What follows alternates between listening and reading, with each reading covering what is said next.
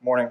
Start off with a case presentation. This is a 14-year-old male with spastic quadriplegia who presented to Lenox Baker Clinic with a bilateral knee flexion contractures and a left pes plano valgus deformity with a vertical talus. Unfortunately, he had no birth history as his mother died on day of life 9, so he was currently cared for by a foster family. His past medical history is significant for global development delay, a seizure disorder, shunted hydrocephalus, and a vitamin D deficiency. The patient has progressively been unable to use a standard due to his knee flexion contractures bilaterally. Of note, he's also noted to have left medial midfoot skin irritation from his AFO on the left side. On exam, was noted to have left pes plano valgus, significant more on the left. Also, his left ankle was in 5 degrees of equinus and bilaterally had a 60-degree knee flexion contracture. You can see preoperative radiographs here where we tried to cant the X-ray beam to be coplanar with the physis. At that time, it was determined that his physes were open. You can see AP lateral and forced supination and dorsiflexion views of the foot, demonstrating significant sag of his midfoot arch there, talar head uncoverage, and of course on that forced supination flexion view is vertical talus. So he went to the OR for bilateral hamstring lengthenings, bilateral distal femoral, anterior epiphysiodesis. We used 8 plates for this. We also performed a extensive flat foot correction, open reduction of his vertical talus with a left short leg cast. You can see interval postoperative, intraoperative fluoroscopic images showing bilateral 8 plates traversing the physis, the medial and lateral femoral condyle as performed bilaterally. So this morning I'll be talking about surgical management of fixed knee flexion contracture with anterior distal femoral hemiepiphysiodesis. So I'll spend a little time talking about the concept of guided growth, otherwise known as growth manipulation or growth modulation. Can certainly correct angular deformities in children, so it's classically described as being temporary versus permanent. The idea is that you can tether one side of a growing physis, and that allows for differential growth of the opposite side of the physis. You can see the images on the right, patient with geniverum from Blount's disease who had a nice correction with lateral epiphysiodesis in the tibia and femur. So there are prerequisites to growth manipulation. There has to be an angular deformity present. You also have to have an open physis with sufficient growth remaining to achieve that correction. This is most commonly described in coronal plane deformities, which is a bit different from the deformities with a fixed knee flexion contracture. So the history of growth manipulation goes back as far as the 1930s. Phemister first published an article in JBJS where he described a hemiepiphysiodesis to correct an angular deformity at the wrist. This was an open technique done as a permanent hemiepiphysiodesis. Venable and Haas went on in the interim before the late 40s performing animal studies where electric currents were developed when different types of metals are actually placed in the soft tissues near the animal physes. Interestingly, Haas thought that this would stimulate growth due to his wire loop experiment, but it found out he later noted that on the contrary, compression actually inhibited growth. Haas was ultimately credited with temporary growth arrest in the procedure that he described. Blount and Clark went on in 1949 to describe the classic 3-staple technique for temporary growth arrest. And in 1954, Dr. Blount went on to develop the Blount staple, which was used for a number of decades. Metazo in 1998 developed percutaneous transphyseal screws, and that technique was described in the late 90s. And even more recently, Kramer and Stevens in 2007 described tension band plating with 8 plates. They're literally small plates that we used, as we saw in the fluoro images, that literally look like a number 8. So sagittal plane deformity, as opposed to coronal plane deformity, for which growth modulation was classically described, is seen in fixed knee flexion contracture and actually may cause more functional impairment than coronal deformity. So this is relatively common in neuromuscular disorders. So these are your spina bifida patients, cerebral palsy patients, and patients with arthrogryposis. If we leave this untreated, it unfortunately leads to a loss of gait function. So conservative measures only can correct the deformity for so long. So ultimately, the patients suffer from hamstring contractures, eventually get a weak knee extensor mechanism, and then ultimately the posterior knee capsule gets contracted as well. So in 1991, Wright published a paper with his colleagues in the Journal of Pediatric Orthopedics, a nice paper describing the natural history of knee flexion contractures in spina bifida patients. 850 patients were followed. The authors noted that the severity increased with an ascending neurosegmental level, so the higher the functional level, the worse the knee flexion contracture. So anything above L3, they noted to have an average deformity of about 18 degrees, which was significant. They went on to note that if the contracture was greater than 20 degrees, only 60% of the patients were ambulatory by late adolescence. If it was greater than 20 degrees, it was fairly devastating. Only 5% of the patients were ambulatory. Further studies went on to note that actual functional knee flexion contracture can be on the average about 10 degrees worse than what you find on clinical exam. So an average of about 15 degrees found in the clinic during gait may be a little bit more exacerbated. So the timing of hemiepiphysiodesis, after reading and discussing this procedure, is certainly an art and not necessarily a science of when to intervene. So classically, this has been estimated based on remaining growth, based on skeletal age. This was more common in a permanent hemiepiphysiodesis. So it's hard to understand how fast a physis may be active or its rate of growth, primarily due to physeal disruptions such as a dysplastic event, trauma, or radiation. And so these physes can experience a slower correction. The Hoyter-Volkmann principle is defined as that the compression of the physis actually slows growth, whereas the tension side accelerates growth. Temporary reversible hemiepiphysiodesis is more indicated in younger patients, and this is known to treat angular deformity, as these patients have lots of growth left. So the nice thing about this technique is that the tethering device may be removed and allow for linear growth later on in life. One thing to be aware of with this technique is a rebound effect, so you can have actually accelerated growth on the previously arrested side after you remove the tethering device. So recent series have actually recommended that you overcorrect about 5 degrees to account for that rebound effect. Permanent or irreversible hemiepiphysiodesis for patients near skeletal maturity can be an option, those who have about less than a year left. And this can avoid implant-associated complications as well as a rebound effect. The timing is a bit more sensitive to over or under correction because there's really no turning back once you perform a permanent hemiepiphysiodesis. And the Green-Anderson growth remaining chart initially described by Bowen and Core in the mid-'80s, see here, was based on 3 criteria. One, the location and the rate of growth, the degree of the angular deformity, and the actual physeal distance, and that was their scientific method to perform permanent hemiepiphysiodesis.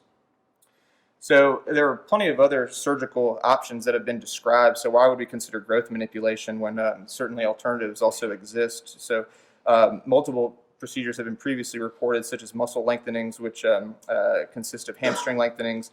You can get your biceps in your gastroc. You can perform a posterior capsular release, as well as getting the cruciates from the back of the knee. Supracondylar femoral extension osteotomy is certainly another surgical option, as you can see in the upper right-hand fluoroscopic image. And then, of course, ring fixator distraction has also been described either with Taylor spatial frames or an Elizaroff frame. These are certainly wrought with potential complications that can be devastating, including fractures, neurovascular injury, knee instability, and pin site infection. I think what's important in the neuromuscular population is that fixed knee flexion deformity frequently occurs bilaterally, so that risk that you have with these procedures is increased due to the bilateral nature of this.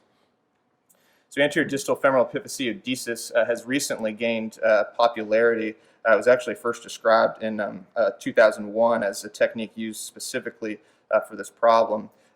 Again, prior surgical techniques have their own specific complications. So medial hamstring tenotomies have been described, but they do not always achieve a full extension correction, as this only addresses the dynamic part of the deformity. So it's thought not to have a great success rate in a static situation or fixed deformity.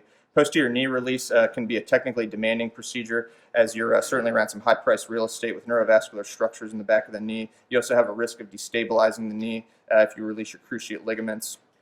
You're obviously at risk for neurovascular injury, and you can indirectly lengthen the extensor mechanism by doing so. Extension supracondylar osteotomy has also been described. It's also a surgical option for someone who's skeletally mature. This can result in distal femoral recurvatum and would usually requires extensor mechanism shortening because of that indirect lengthening of the extensor mechanism.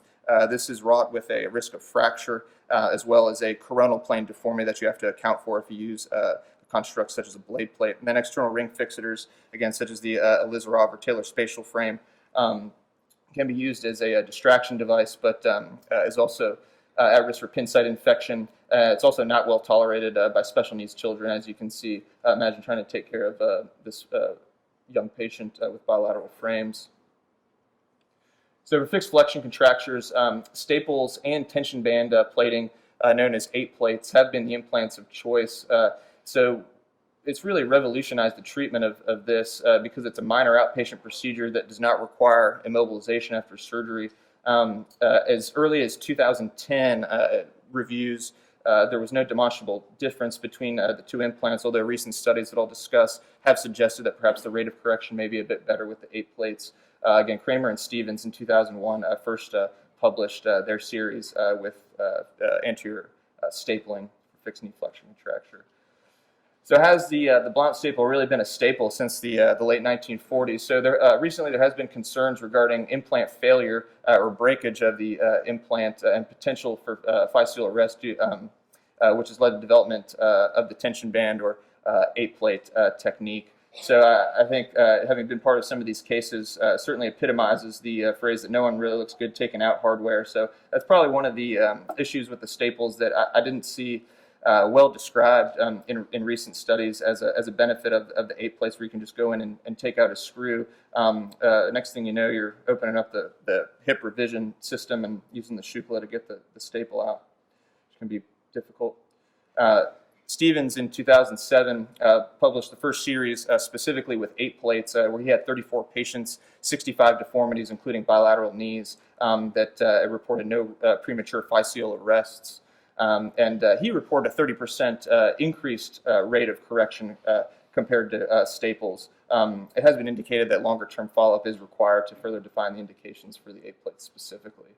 So the degree of correction is certainly comparable to alternative surgical options. That includes ring external fixation as well as supracondylar osteotomy. So Spiro and his colleagues described this series in 2010, where they took 20 knee deformities in 10 patients with a mean age of about 12 years old and a mean flexion contraction of about 20 degrees. All Blount staples were used at the distal femoral physis anteriorly. What's important about this study is that no hamstring lengthening was performed, as this was performed as an isolated procedure, thinking that this was a fixed deformity that would not be amenable to soft tissue lengthening. And they noted even in deformities as high as 40 degrees, this series had about 3. It was certainly, the degree of correction was comparable to the Elizarov method and extension osteotomy in terms of the residual deformity that was left. Previous studies, there was one study that was quoted as saying that any flexion deformity greater than 40 degrees could not be corrected with an Elizarov method. Recent studies also suggest that 8 plates may provide a higher rate of correction. So study published in 2012 took 21 patients with 34 knee deformities with a mean age of about 10 years. And they started with staples, but found in their series they later on switched to 8 plates and really evened out their patient population. They also performed an isolated procedure, so no hamstring lengthening.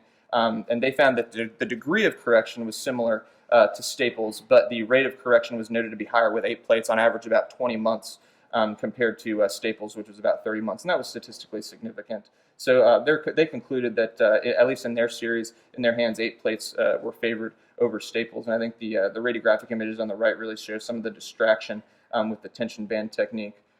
These authors went on to describe a reasoning for this, and the thought that the rate of correction may be related to the location of the axis correction angle. Whereas if you note on the 8-plate side, it's near the cortex, and so you have a larger moment arm than you do with your staples, which is essentially really between the prongs, and so you have a larger moment arm for correction there, creating a theoretical longer correction with the 8 plates. So by way of summary, fixed knee flexion contracture is an insidious and sometimes incapacitating deformity in a variety of neuromuscular conditions. Its natural history is one of progression, particularly with conservative treatment. So eventually, these patients will need surgery. Guided growth is an alternative surgical option for correction of angular deformity in patients who are skeletally immature.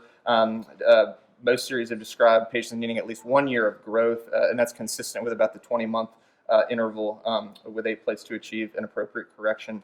While numerous techniques have been described, Anterior distal femoral epiphysiodesis is a safe, effective method for growth manipulation, and theoretically avoids devastating complications that you have with your more invasive procedures.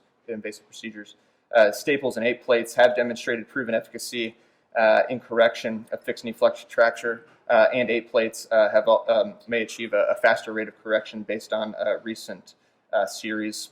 Further studies are certainly required to understand the benefits of tension band plating, such as 8 plates, in comparison to staples. And again, they're indications for a vast variety of angular deformities.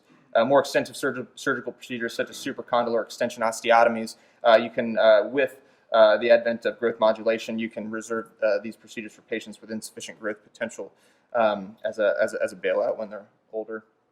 So, quick OIT question here. Anterior femoral physeal stapling is a treatment option for fixed knee flexion contracture in skeletal immature patients. How is a staple an example of the Horder-Volkmann principle? So again, increased compression along the growth plate slows longitudinal growth. I'd like to thank Dr. Fitch and Dr. Lark, and happy to open it up for questions.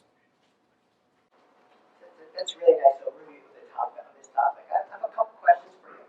The first is tension band. I know people use this term tension band here, but what is a tension band? Yeah, so tension band it's a theoretical idea of a construct where you take something that's originally on a tension side and you create a construct that converts it essentially into a compression side. So with the 8-plate technique, with the moment arm of the tension band being on the cortex, that initially wanted to be on the tension side because it's a growing physis. If you fix that and then the posterior side being a growing physis, you've converted that anterior physis to compression and theoretically slow growth. Have you put a 8-plate in? Yes. Do you put tension? Is it under tension when you put it in? No, but the plates themselves are very flexible. In fact, the screws you put in, don't they wiggle back and forth?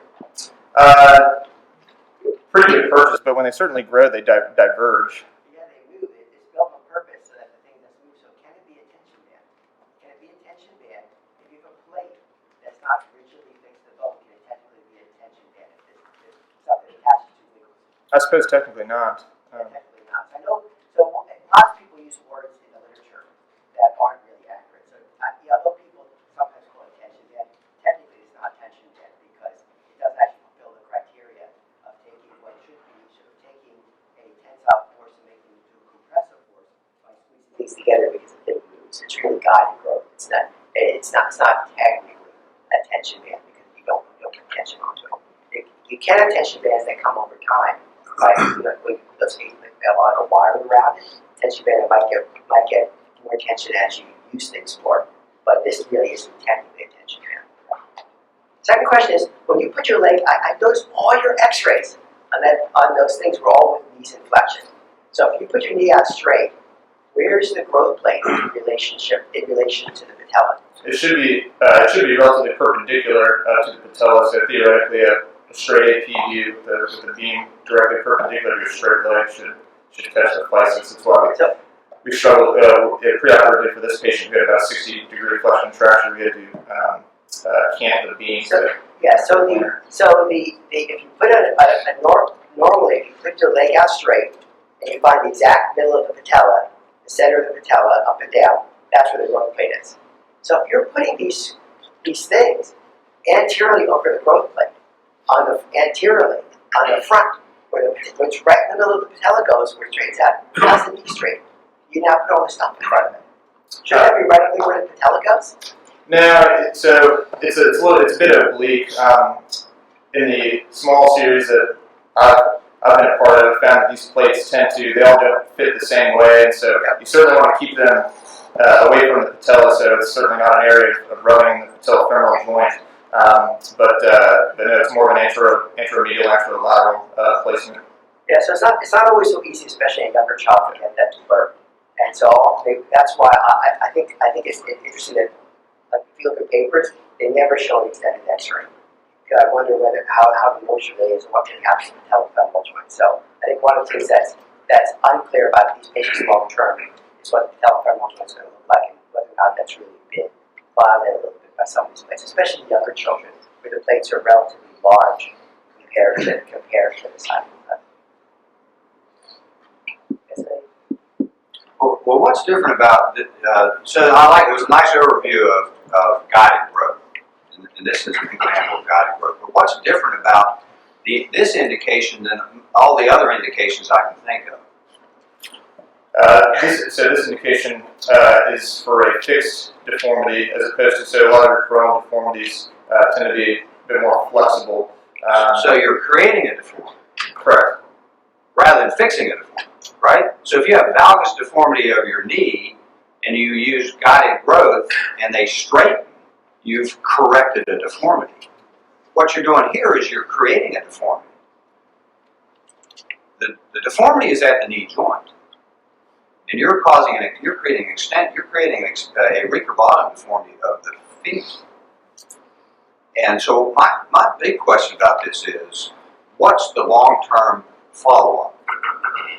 Because if you do an extension osteotomy in a skeletally immature patient, that will not persist because the growth plate will want to right itself. It's a beautiful thing, except in this case, you don't want it. So what's the long-term follow-up? So you can get them extended sometimes, but does it persist in the skeletally immature patient? That's a big question I have.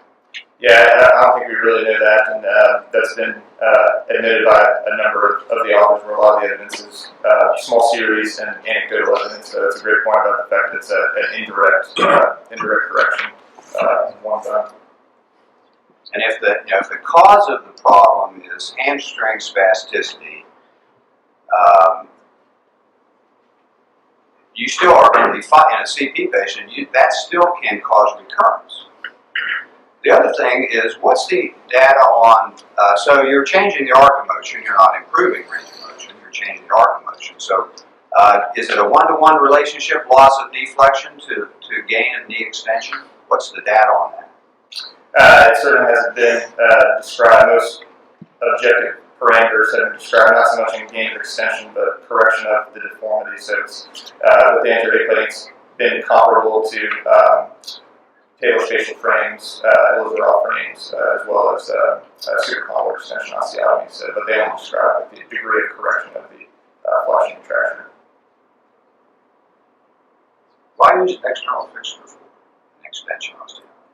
I think you can dynamically correct in all planes with one device, and you can make changes dynamically, essentially on the fly. It requires much closer follow-up, but you at least get more control of the modulation, I think, with stress. What's the most worrisome complication of extension? Overextensioning neurovascular structures, but not tension. Usually sciatic nerve fault. With an external fixture, you do it gradually, although I've never personally chosen to use that device. I didn't see anything up there about dropout casting. That's also a nice technique that can be used It without sure is. surgery at all, and that corrects the deformity through the knee joint, right? Not changing the bone. Yeah. Dropout casting. That's something that is not so well tolerated, for example, by a patient with spinal bifida who has no sensation in their lower extremities and can get to ulcers. That's also a nice technique to use. Okay, great, thanks.